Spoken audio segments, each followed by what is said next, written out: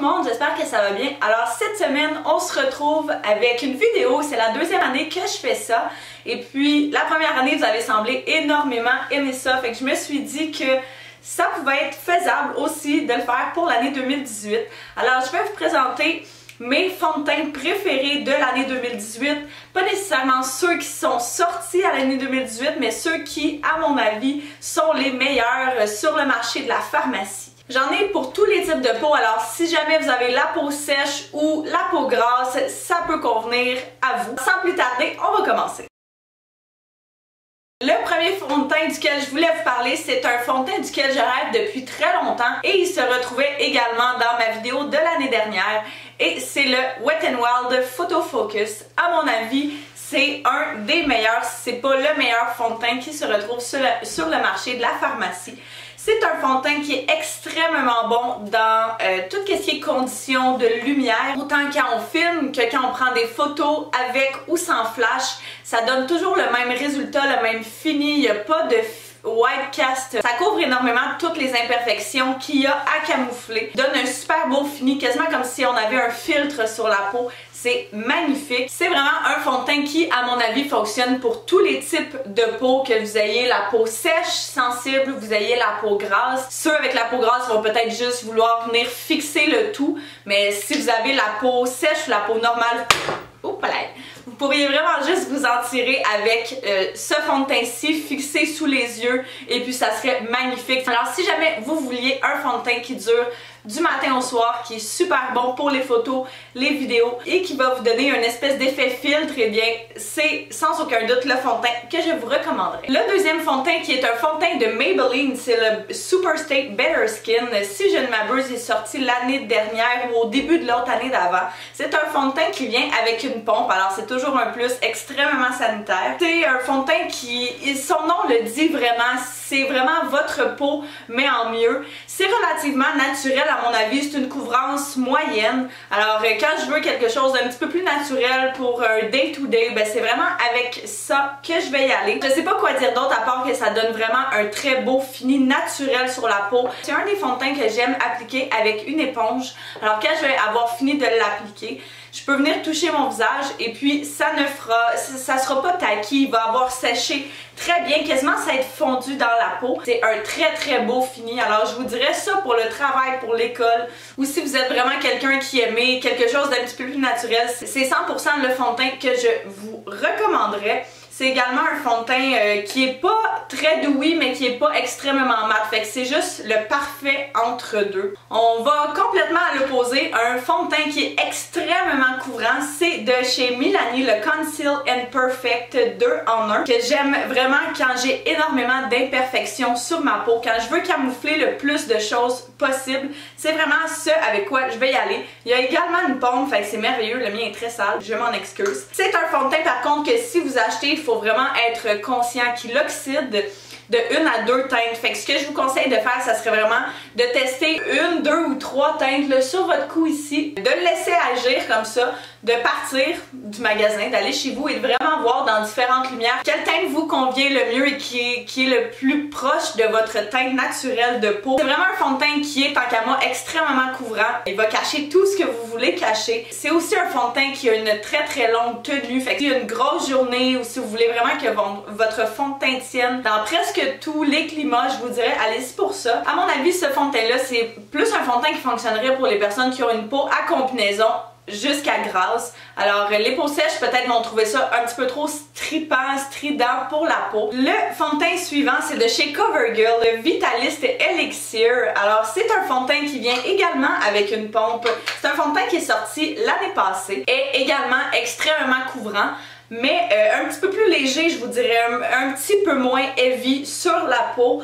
C'est un fond de teint duquel on peut obtenir une intensité moyenne, mais c'est également un fond de teint duquel on peut obtenir une intensité très intense comme couvrance. Ça a du SPF 20, alors si vous sortez dehors une journée, si vous avez une journée que vous voulez que votre maquillage soit très joli, mais que Il faut que vous soyez dehors, il y a les rayons de soleil, il y a tout le kit. Vous voulez pas appliquer un écran solaire en dessous, ben je vous dirais allez-y avec ça. Un joli fond de teint, il se fond super bien dans la peau. J'aime venir l'appliquer celui-ci avec une éponge pour vraiment sheer out un petit peu et puis donner plus l'effet naturel. Je trouve qu'il y a vraiment un effet aussi un petit peu glowy sur la peau, fait qu'il va venir refléter quasiment comme du highlight naturel sur votre peau, ce que je trouve vraiment très incroyable. Alors à mon avis, celui-ci se catégoriserait vraiment comme étant un fond de teint naturel mais très couvrant. Alors si c'est ça pourquoi vous voulez opter, c'est ce que je vous conseille. Tant qu'à moi, c'est un fond de teint qui peut fonctionner autant pour les peaux normales, les peaux sèches que les peaux grasses. Un autre fond de teint qui, à mon avis, se retrouvait dans mes favoris de l'année passée aussi, c'est de chez Maybelline encore, c'est le Dream Velvet.